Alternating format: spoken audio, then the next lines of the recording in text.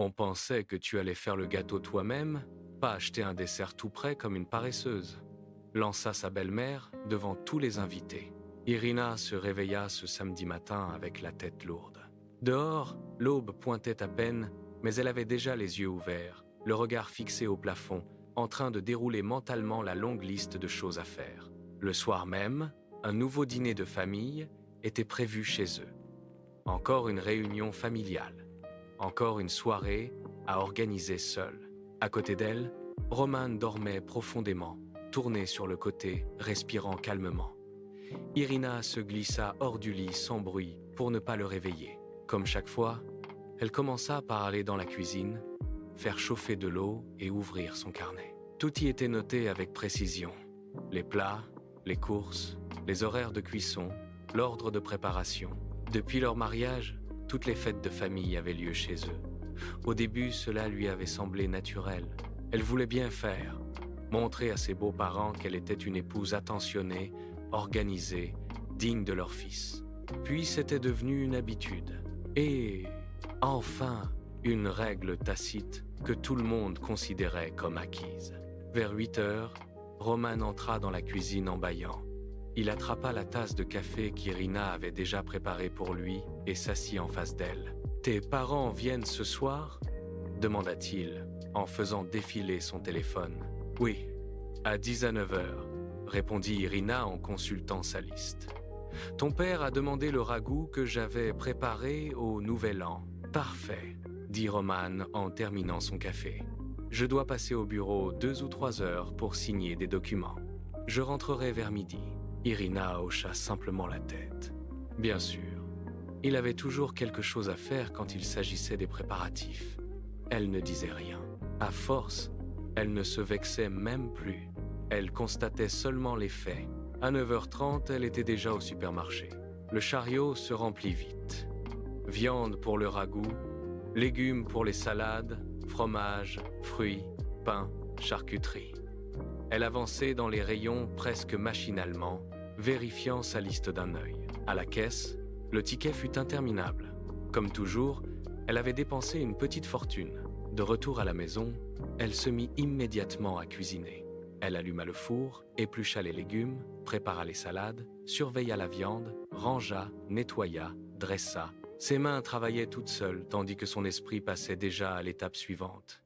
Finir le repas, mettre la table, se changer, se maquiller un peu, avoir l'air reposé alors qu'elle ne l'était pas. Roman rentra vers 15 heures. La cuisine sentait déjà la viande rôtie et plusieurs plats attendaient sous film alimentaire sur le plan de travail. « Ça sent très bon », dit-il en jetant un œil dans le four. Maman a appelé. Elle a demandé si elle devait apporter quelque chose. J'ai dit que tout était prêt. « répondit Irina sans relever les yeux. Il ne reste plus que le gâteau. Romain sortit du jus de fruits du réfrigérateur et demanda, presque distraitement, « Tu vas le faire toi-même ou on en achète un ?» Irina s'arrêta une seconde. Les 2 dernières semaines avaient été épuisantes. Au travail, un nouveau projet lui tombait dessus, avec des délais intenables. Elle enchaînait les journées de 12 heures. La veille encore, elle n'était rentrée qu'à 22 heures, vidée, incapable de faire autre chose que tomber dans son lit. Alors aujourd'hui, après toutes ces courses, tout ce ménage, toute cette cuisine, je vais en acheter un, dit-elle finalement. La pâtisserie au coin de la rue en fait de très bons.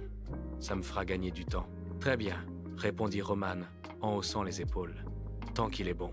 Vers 10 à 7 heures, Irina passa donc à la pâtisserie. Elle choisit un magnifique gâteau décoré de fruits rouges et de roses en crème. Il était élégant, raffiné, parfait pour la soirée. La vendeuse le plaça soigneusement dans une boîte et Irina rentra chez elle avec un léger soulagement. Elle prit une douche rapide, enfila une robe simple, se maquilla un peu. Dans le miroir, malgré tout, elle vit une femme fatiguée, avec des cernes que même l'anti-cerne ne parvenait plus vraiment à masquer. À 10 à 9 heures précises, la sonnette retentit. Roman alla ouvrir, pendant qu'Irina ajustait les serviettes sur la table. « Bonsoir, entrez », lança-t-il depuis l'entrée. Le beau-père, Viktor Sergueïvitch, fut le premier à saluer. Puis Svetlana Andreïevna, la mère de Roman, apparut dans l'encadrement de la cuisine. Comme toujours, son regard balaya immédiatement la table. Elle observa les plats, détailla les assiettes, inspecta les saladiers avec ce petit air critique qu'Irina connaissait trop bien. « Bonsoir, Irina », dit enfin sa belle-mère en lui donnant un baiser rapide sur la joue. « Oh, comme c'est joliment présenté. Bonsoir, Svetlana Andreïevna. Installez-vous, s'il vous plaît. » Le dîner commença dans l'ambiance habituelle. Svetlana Andreïevna parla des voisins, du prix des courses, du nouvel interphone dans leur immeuble. Irina souriait poliment, servait le vin, apportait le pain, débarrassait au fur et à mesure. Roman mangeait en silence, son père aussi, puis vinrent, comme souvent, les remarques déguisées. « Tu te souviens, Irina, de ta salade Olivier de la dernière fois ?» demanda la belle-mère en goûtant un autre plat. « Il me semble qu'elle était un peu meilleure. »« Peu ? Être que tu avais mis plus de carottes ? C'est possible ?» répondit Irina d'un ton neutre. « Ma mère, elle, avait un petit secret, » poursuivit Svetlana Andreïevna avec satisfaction. « Une pointe de moutarde. Les femmes de notre génération savaient vraiment cuisiner. Elles savaient tout faire. Cuire, conserver, préparer. Aujourd'hui, les jeunes achètent tout fait. » Irina serra légèrement les dents. Ses remarques revenaient sans cesse. Toujours les mêmes comparaisons, toujours les mêmes sous-entendus. Toujours cette manière de rappeler que les femmes d'avant étaient plus courageuses, plus habiles, plus méritantes. Comme toujours, Roman fit semblant de ne rien entendre. « Maman, le ragoût est excellent, » dit-il simplement après quelques instants. « Presque comme le tien. Évidemment qu'il est bon, » répondit Svetlana Andreïevna. « C'est ma recette. » Mais ma mère y ajoutait aussi des champignons sauvages qu'elle faisait sécher elle-même. Irina ferma les yeux un bref instant. Encore quelques heures, encore un peu de patience. Puis, tout serait terminé. Vers 21h, le plat principal était fini. Irina débarrassa la table, essuya la nappe, puis alla chercher le gâteau au réfrigérateur. Elle le posa sur un joli plat et l'apporta dans le salon. « Ah, le dessert !» s'exclama Viktor Sergueïevitch avec enthousiasme. « Ça fait longtemps que je n'ai pas mangé un bon gâteau. » Irina commença à le découper soigneusement. Roman prit son assiette. « Il a l'air très bon, » dit-il. Et c'est à ce moment-là que Svetlana Andreïevna se redressa dans son fauteuil, posa les mains sur ses genoux et déclara d'une voix forte, suffisamment forte, pour que tout le monde entende: « Nous pensions que tu allais préparer le gâteau toi-même, pas acheter un dessert tout prêt comme une paresseuse. » Le silence tomba d'un coup. Viktor Sergueïevitch resta figé, sa fourchette suspendue à mi-chemin. Roman baissa les yeux vers son assiette. Irina, elle, posa doucement le couteau à gâteau sur la table et releva la tête. Sa belle-mère la regardait avec satisfaction, comme si elle venait de remettre sa belle-fille à sa place. Comme si cette humiliation publique était parfaitement justifiée. Et, à cet instant, quelque chose se verrouilla à l'intérieur d'Irina. Pas une explosion, pas une crise. Au contraire, une clarté soudaine. Toute sa fatigue, toute sa lassitude accumulée depuis des mois, peut-être même des années, prit soudain un sens précis. Elle comprit avec une netteté absolue qu'elle n'accepterait plus cela. « Svetlana Andreïevna, » dit-elle d'une voix calme, « depuis 4 ans, c'est moi qui organise toutes les fêtes familiales. À chaque fois, j'y consacre mes week-ends, mon temps, mon énergie. Je fais les courses, je cuisine, je prépare la table, je reçois tout le monde. » Sa belle-mère ouvrit la bouche, mais Irina leva légèrement la main. « Je n'ai pas fini. Ces 2 dernières semaines, j'ai travaillé 12 heures par jour. Nous avons des délais impossibles au bureau. Hier encore, je suis rentré à 22 heures, épuisé. Aujourd'hui, je me suis levé tôt, j'ai fait les courses, cuisiné toute la journée, préparé cette soirée pour que vous passiez un bon moment. J'estimais que l'important, ce n'était pas de savoir si le gâteau venait de ma cuisine ou d'une pâtisserie.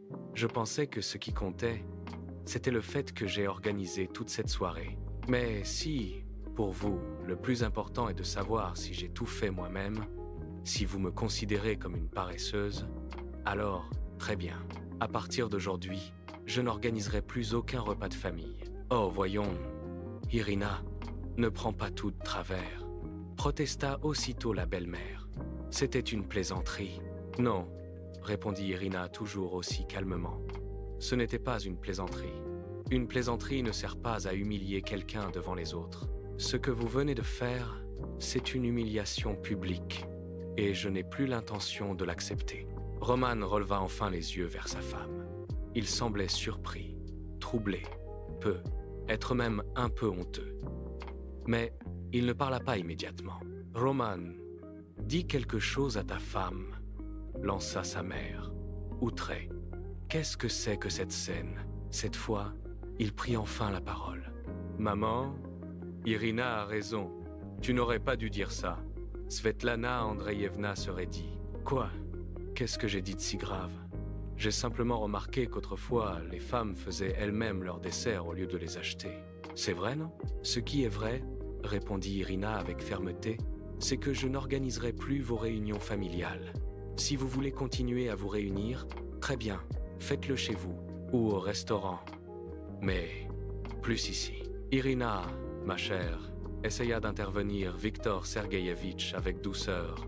Ne prenons pas une décision aussi radicale. Je ne suis pas en colère, répondit-elle en se levant. J'ai simplement pris une décision, et elle est définitive.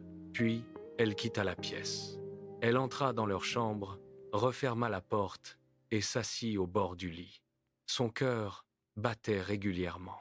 Elle ne pleurait pas, elle ne tremblait pas, elle ne regrettait rien. Pour la première fois depuis longtemps, elle se sentait parfaitement en paix avec elle-même. Quelques minutes plus tard, elle entendit des voix étouffées dans le salon. Sa belle-mère protestait. Roman répondait brièvement. Puis il y eut le bruit des chaises qu'on repoussait, des pas dans l'entrée, une porte qui se referma. Roman entra dans la chambre une dizaine de minutes plus tard. « Ils sont partis », dit-il en s'asseyant près d'elle. « Très bien. » Il resta silencieux un moment, puis ajouta « Maman dit que tu as exagéré pour rien. Moi, je ne crois pas. » Roman passa ses mains sur son visage. « Peut-être que tu as raison. Maman dépasse parfois les limites avec ses remarques. Je crois que j'ai fini par ne plus y faire attention. » Irina se tourna vers lui.